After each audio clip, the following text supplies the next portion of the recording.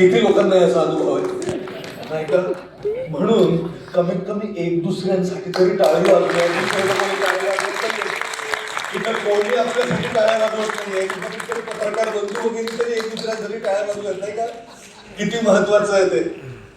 दुसरं कोणी येणार नाही, दुसरं कोणी एनकरेज करायला, प्रोत्साहित करायला येणार नाही. म्हणून स्वतःची जबाबदारी, स्वतःला प्रेरित ठेवायची जबाबदारी स्वतः घेणं फार महत्वाचं आहे.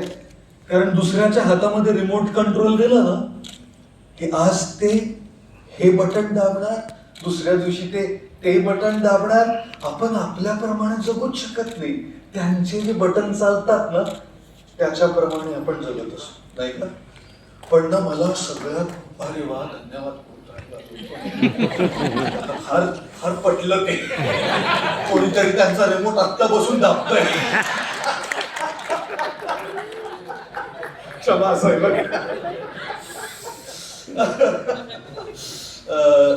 मला नेहमी मी बुचकळ्यात पडतो की भाषा कुठल्या भाषेत बोलायचं. कारण मी मराठीत तेवढंसं बोलत नाही. माझे विचार इंग्रजीमध्ये असतात, मी बोलतो इंग्रजीमध्ये, माझं सगळं कॉन्टेंट इंग्रजीमध्ये. आणि एखादा असा प्रसंग येतो जिथे मराठीत बोलावं लागतं. मग तिथे मराठीत बोलायचं म्हणजे केवढी मोठी अडचण आहे ती.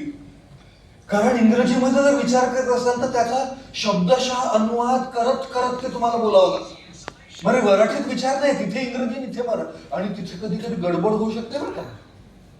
एका नुकत्याच लग्न झालेल्या माणसाला कोणीतरी विचारलं या मराठी वाक्याचा इंग्रजीमध्ये अनुवाद करा. तो म्हणाला काय बरं मराठी वाक्य काय? आयुष्यामध्ये दुःख ना नेहमी आपल्या सोबत असत, सुख मात्र येत जात राहत. त्याने काय म्हणावं? आयुष्यात बायको नेहमी आपल्या बरोबर राहते, गर्लफ्रेंड येत जात राहते. बदलून काढलं पाहिजे त्याला. पण मी म्हटलं की बाबा अशी रिस्क घ्यायला नको. अनुवाद करता करता काही चुकलं, दुसरे कोणी समोर बसले असते ना ते विसरून जातील. पत्रकार बसले सगळे समोर, चूक झाली ना कुठे काही, उद्या हेडलाईन्स. जगप्रसिद्ध वक्त्याने स्वतःच्या चुकीमुळे घेतली स्वतःचीच विकेट, अशी हेडलाईन उद्या सकाळी. अशी रिस्क घ्यायला नको बाबा. म्हणून जितकं होऊ शकेल मराठीत बोलूया, जितकं होऊ शकेल.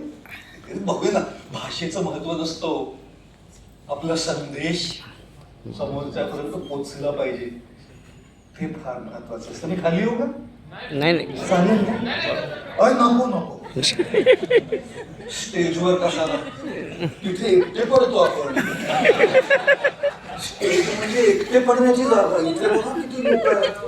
आयुष्यातही असे एकटे पडू नका. इथे बसून एकटे पडू नका. एकटे पडलात ना इथे या, नाती करा, मित्रता करा, स्पर्धा नको. एकमेकास सहाय्य करू, अवघे धरू सुपंथ. मराठी पत्रकार संघाचं हे ब्रीदवाक्य असलं पाहिजे. स्पर्धा नाही, कारण तुमच्यासाठी दुसरं कोणी येणार नाहीये. एक दुसऱ्यासाठी जर आपणच स्वतः राहिलो नाही तर कसं काय चालणार ना. म्हणून तिथे ना एकटे पडतो. तुम्ही तेव्हा म्हणाला मला खाली नाही यायचं. एकटं पडलो. आणि ना आयुष्यामध्ये यशप्राप्ती जी असते ना, सक्सेस, ती स्टेज सारखी असते. जितके तुम्ही वर जाता तितके एकटे पडता. कारण कोणावर विश्वास ठेवायचा हे फार अवघड आहे. आजच्या जगामध्ये कोणावर विश्वास ठेवायचा, कुठल्या वर्तमानपत्रावर विश्वास ठेवायचा, कुठल्या पत्रकारावर विश्वास ठेवायचा, कुठल्या टीव्ही चॅनलवर विश्वास ठेवायचा, सत्य कुठे, विश्वास ठेवायचा कोणावर हेच कळत नाही हो. आणि जितके तुम्ही वर जाता ना, यशप्राप्ती करता, सक्सेसफुल होता,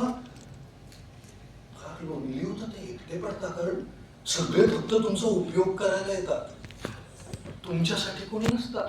मी 30 वर्षांपासून बोलतो, कोणी एक माझ्याकडे फोटो खेचायला आलं फोटो. आज सगळे सेल्फी घ्यायला, मुली तर आधी.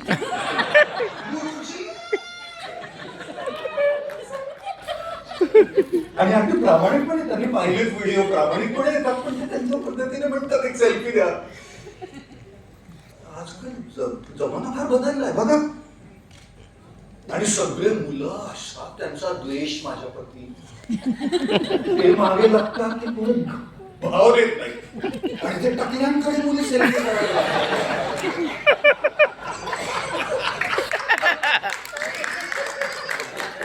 जमाना बदललाय खरंच. साबूनचा धंदा फार चांगला चाललोय खरंच सांगतोय.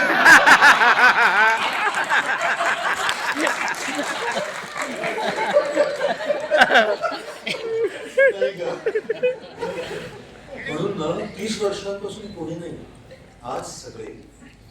मला नेहमी हा प्रश्न असतो, लोक माझ्याकडे फोटो काढायला येतात की माझ्या चांगला जो वेळ आहे,